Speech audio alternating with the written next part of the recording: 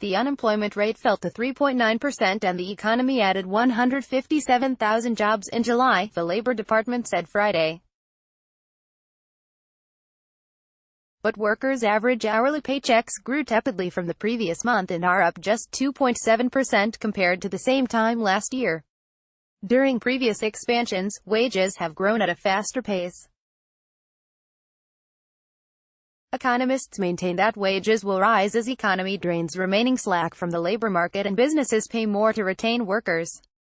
With inflation running at a roughly 2% rate, that means that there's not a lot of financial wiggle room for many Americans, said Mark Hamrick, Bankrate.com's senior economic analyst.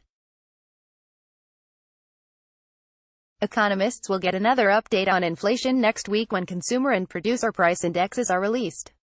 A quirk in the calendar may explain why average hourly wages inched up only 7 cents from June to July, explained Josh Wright, chief economist at software firm ICIMS. The Labor Department surveys employers at a different time than when companies pay their workers. On the bright side, the hiring spree has continued as the economy marches along. The economy grew at 4.1% during the second quarter, its fastest pace in nearly 4 years. In a statement on Wednesday, the Federal Reserve described a healthy picture of the U.S. economy.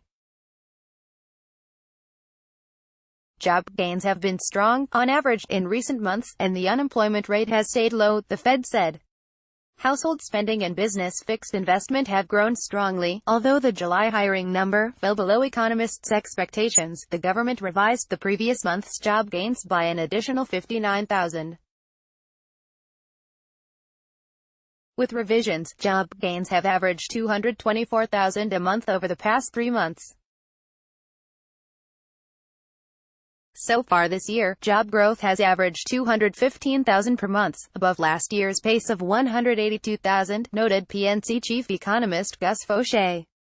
Last month, the manufacturing sector added 37,000 jobs. Economists were watching manufacturing closely for signs of a drag from the Trump administration's escalation of trade tensions with China and allies. It appears to be that the strength of fiscal stimulus measures are outweighing any kind of effect of trade tensions, said Wright from ICIMS.